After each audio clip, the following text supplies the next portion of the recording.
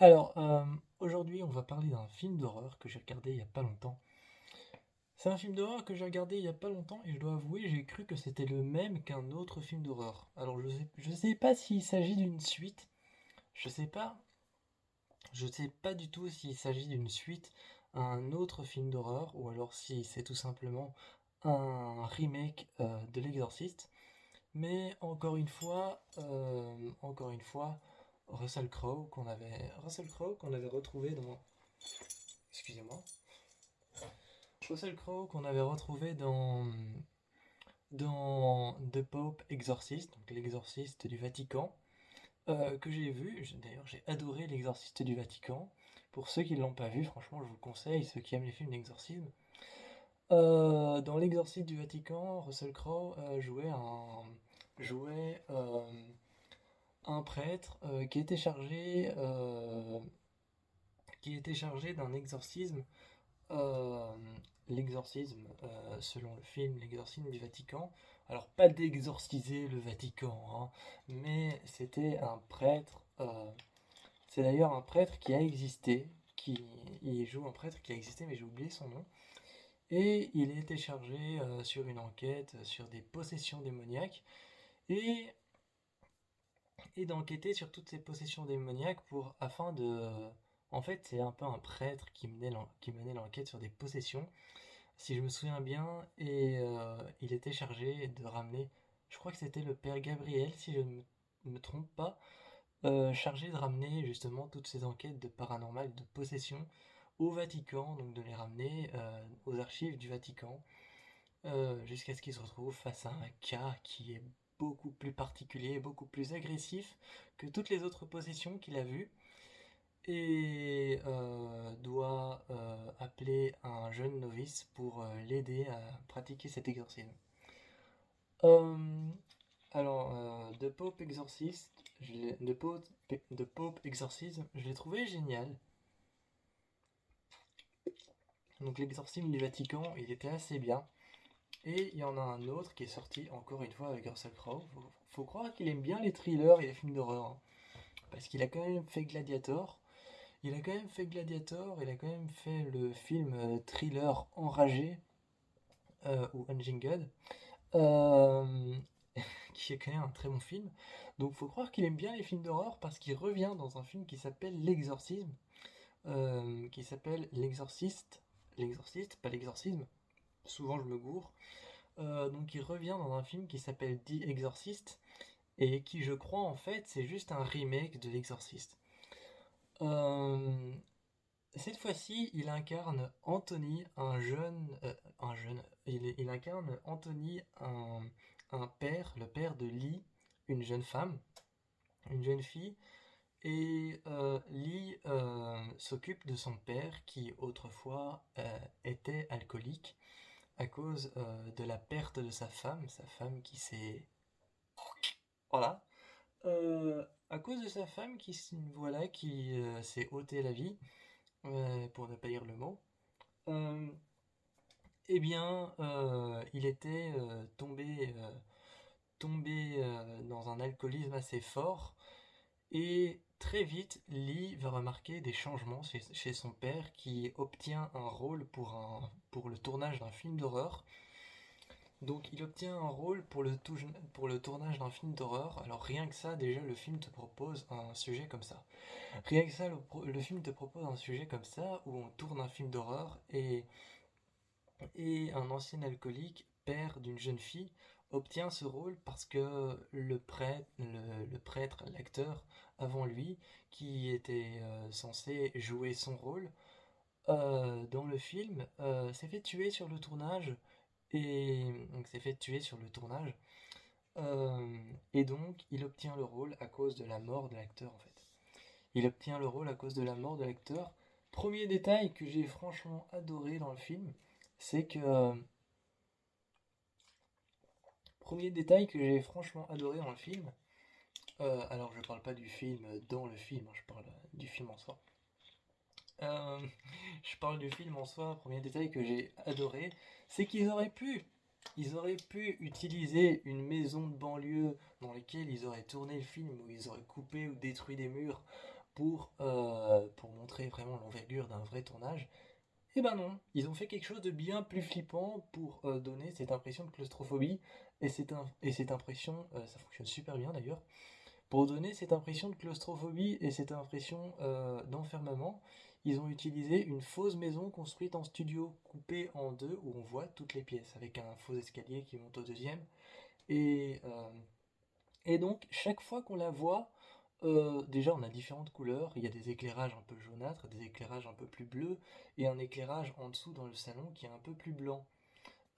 Et dans la chambre, c'est un peu plus bleu. Et alors, c'est un film qui joue énormément sur la tension. C'est un film qui joue énormément sur la tension. Si vous voulez voir des films d'exorcisme avec vraiment des gros exorcismes et des personnes qui se retrouvent avec une croix qui leur a été brûlée sur le front, ou du vomi vert, vraiment, euh, partez voir l'exorciste classique, quoi. Parce que celui-ci ne vend pas un exorcisme classique au sens tel qu'on le connaît, avec du vomi vert, une tête qui tourne à 380 degrés. Non, ça vend pas quelque chose comme ça où on commence à parler en latin et on brandit un crucifix en disant que le pouvoir du Christ t'oblige. Non, non, ça vend pas un truc comme ça vend un truc où tu te retrouves dans la maison de l'exorciste. Donc on se souvient, le long couloir avec la porte fermée, et on entend les cris et on voit la lumière sur les côtés de la porte avec la croix dessus. Bref, ça vend une ambiance comme ça où on se retrouve dans l'ambiance du film L'Exorciste. Et imaginez simplement, essayez simplement d'imaginer euh, le film L'Exorciste sans les cris, les hurlements, sans les cris, les hurlements, mais toujours avec cette ambiance démoniaque qui vous tourne autour. C'est clairement ça que vend le film. Et finalement, c'est à la fin qu'on a vraiment des gros jumpscares. C'est à la fin qu'ils font apparaître le gros monstre. Mais on a quand même des trucs assez flippants, mais l'ambiance est toujours latente. L'ambiance est toujours latente, on est toujours dans l'attente du film. Donc l'ambiance, elle est vraiment stagnante. Mais on a des trucs quand même assez flippants. Le père qui se retrouve dans des endroits noirs, qui fait du somnambulisme et qui se pisse dessus, et Lee qui le retrouve comme ça. Le père qui se retrouve assis en plein milieu d'une pièce dans le noir, couvert de sang, qui se souvient plus de rien et qui pue l'alcool.